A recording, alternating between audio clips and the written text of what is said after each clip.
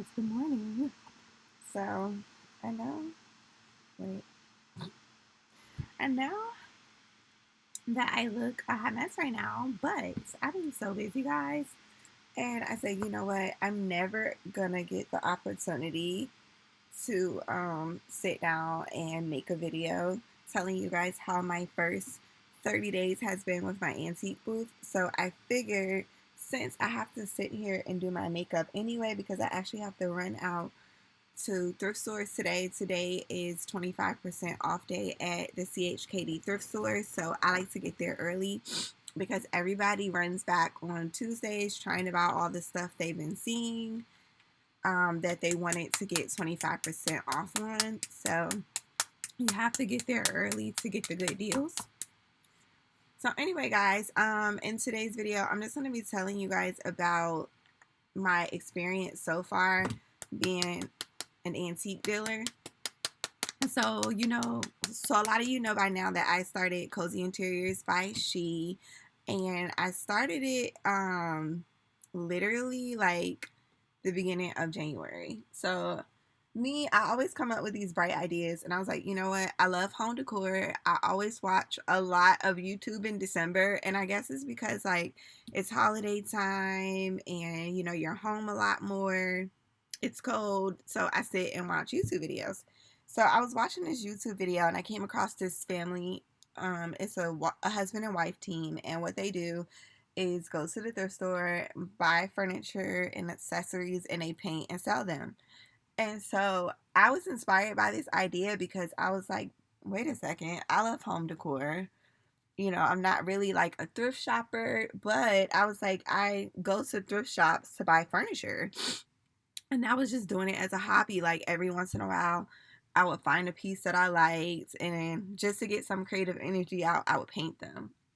So I saw this couple, and this is what they're doing for a living. And honestly, guys, like my online store, it has its ups and downs. Okay, so the fourth quarter of the year is always difficult because you're trying to compete with like Walmart, Target, big box brand retailers for online advertisement, and it's just no competing with them. So for me, the fourth quarter of the year, like after November, money is slow. So I was like, you know what? I need something else, something that I'm more passionate about, something that will keep me busy, something that can add an additional source of income, because I believe in having multiple streams of income. Guys, I didn't get no child support last year. Literally, I was doing everything by myself. So I was like, you know what? I love home decor. I love decorating. And I was like, if I start a booth at the antique mall, I can advertise my home staging and interior design services. I'll make sure my booth is really stylized. I'll put my business cards in there, which I have yet to make. Y'all, things have just gotten so busy. So that's like on my to-do list. And now it's tax time. So anyway, yeah, so I decided to start this booth. So a couple things that I've learned. My first couple weeks there, my first week there, all I was doing was relying on foot traffic. And my sales reflected that, okay? Like my sales reflected that. I was looking at the things that were gone from my booth, and I was like, bruh, if I don't sell something quickly, I'm going to end up owing rent. Because the way the booth works is like it's $250. My rent is $250, which, I've watched YouTube videos and my rent seems kind of high, but I was like, it's a big mall. It gets lots of traffic. I don't think it'll be hard to sell $250 worth of stuff. So the $250 or whatnot comes out of my sales. So whatever I sell for the month, they take it out of that. If you owe anything, they call you and say, hey, you owe. So I'm not trying to owe, like whatever I make is what I make is kind of how I approached it at first. But I just didn't want to owe anything. So I was like, I'm going to have to do something to kick my sales up, or I'm going to owe them. And I'm going to be pissed off because I don't like owing money. So one thing I learned very, very early on is like if you have an antique booth, you cannot rely solely on traffic from the antique mall. Like they told me, your first 3 months, like give it 3 months.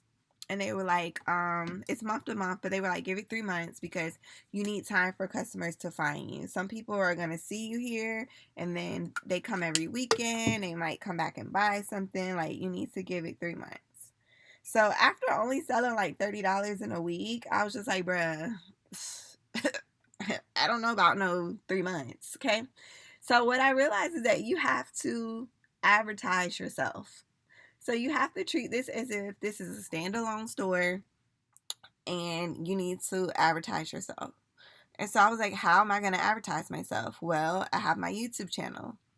And a lot of people follow me locally, which I didn't realize that, but a lot of people follow me that live in my area. So I was like, okay, I can advertise there. And then also, I was like, what I need to do is post pictures on Pinterest of my booth because I look for inspiration on Pinterest when I was trying to decorate my booth and I couldn't really find anything like how I envisioned it in my head. So I really believe that my booth is like one of a kind and there's still things that need to be done. So it's evolving, growing, changing or whatnot. But so far, I'm really happy with the way it looks. So anyway, so posting your stuff online, Pinterest, Instagram, YouTube if you have it, and Facebook Marketplace, OfferUp, Let It Go, Craigslist, all those sites.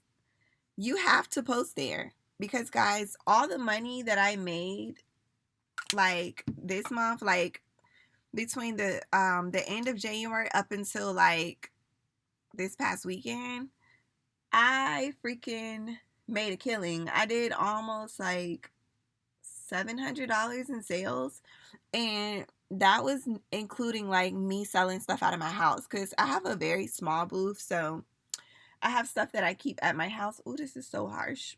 Anybody have any tips how to not make this so harsh? I know there's videos on YouTube, but I can't be bothered to go watch them. But anyway, so yeah, I was like, oh Lord.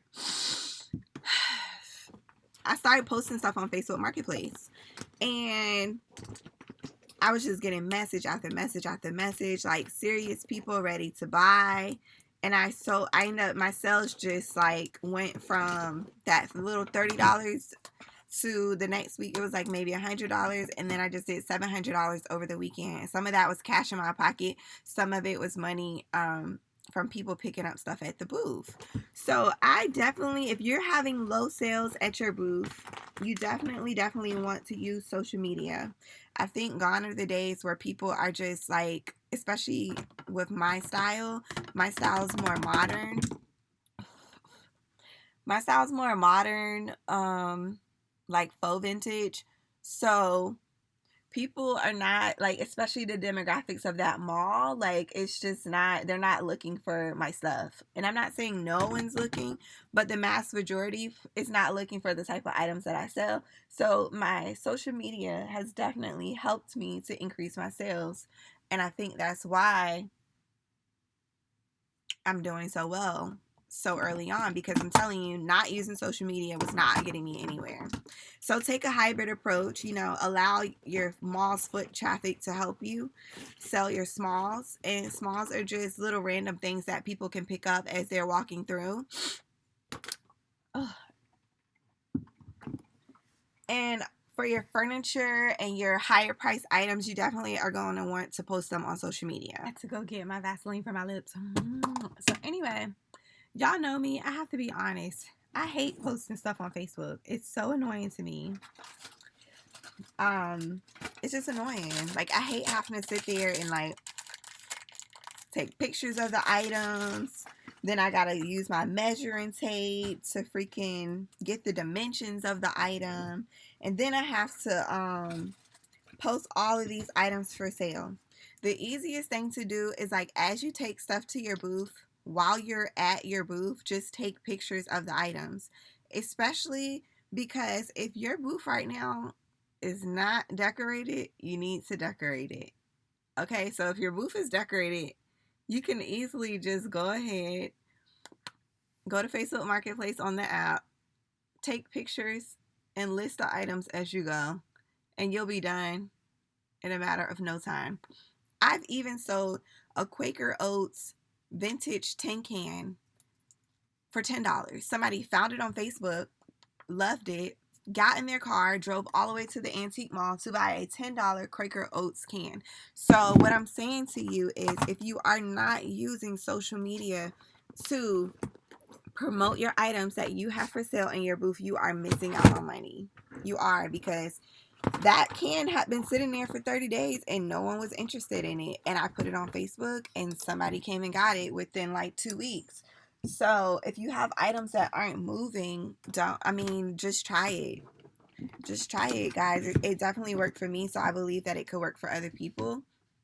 The other thing that I noticed too is that you have to be flexible with your pricing. So sometimes, we get attached to items and we're like, I worked so hard on this. I want to get $250 for this, right? So I say try it. Try it, but don't be so attached to prices, because I would much rather, like, all of my furniture pieces, I either find them for free, like at apartment complexes, or on the side of the road on trash day, or somebody will call me and say, hey, I see something. So what I'm saying is like, I don't pay a lot for furniture, okay? So if I only invested $20 in a dresser, and then maybe I took a transfer, and the transfers you can get from Amazon, guys, the link is down. The transfers are those pretty flowers and stuff you guys keep asking me about. You can get them from Amazon. The link to them is down in the description box on my Amazon affiliate page. So I'll pay $20 to $40 for a transfer, and then inside of that transfer, you can use them on multiple pieces.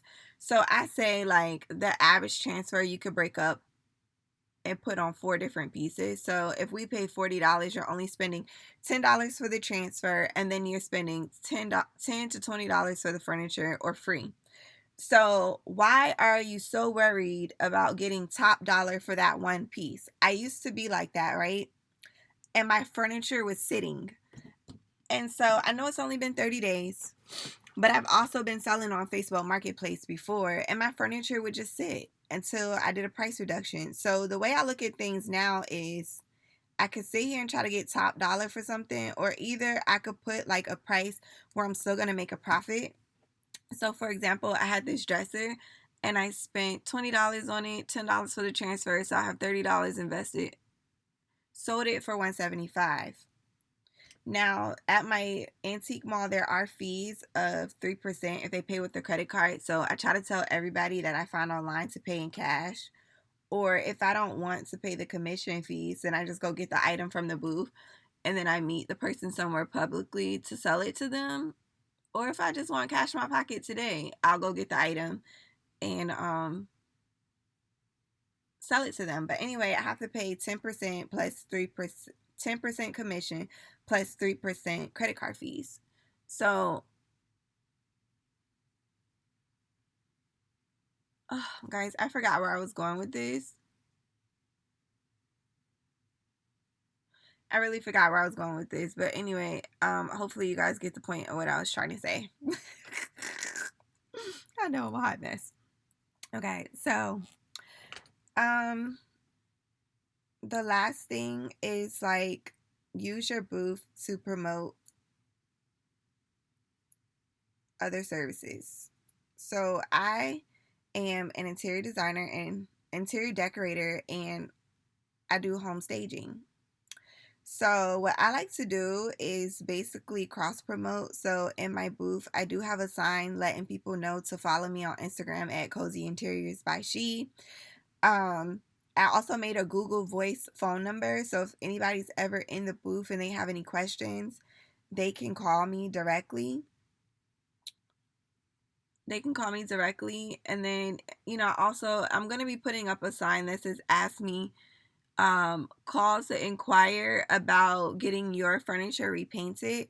There's another lady that sells in the booth, at the mall, and I noticed that she had a sign up saying that she paints other people's furniture. And I was just like, whoa, wait a second. I can do that. I'm already painting furniture, and I would charge them the cost, like the $175 or $200 to repaint just like I'm painting a new piece. And I was like, that could be some added income. And then all I'm doing is just providing paint, you know, and my time. So definitely use your booths to advertise other services. You know, if you're a YouTuber, you could put your YouTube information. If you're trying to grow your Instagram following, if you design, whatever else it is that you do, use your booth as an opportunity to cross promote, because the mall does have foot traffic. They do have people walking through checking out your items. So it's like, why not? It doesn't hurt you. It's not going to hurt you. It doesn't cost anything extra. And then say one day you end up leaving that mall, you want to be able to find your customers again. You want to be able to find them. So what I would like to do, I'm going to give my business some time to grow, but after letting my business grow a little bit, I would like to go ahead and set up a website and then capture people's emails, because one day I would like to open up my own retail store, just like Jamie Ray Vintage. Y'all go check them out. It's Jamie and her husband, I forget his name, but they do the same thing that I do, and I was very, very, very inspired by them. And I was very inspired by them. I was like, if they're making a full-time living off of this and buying an old farmhouse and renovating it and doing all this stuff on this income, like, I can do it too. So I really, really enjoy their channel.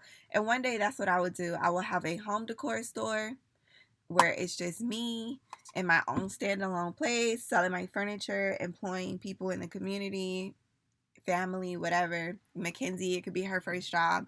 So yeah. So anyway, guys, I hope that you enjoyed this get ready with me / antique booth what I learned over the past 30 days. If you did, go ahead and give this video a thumbs up, comment, and subscribe, and I'll see you guys in the next one.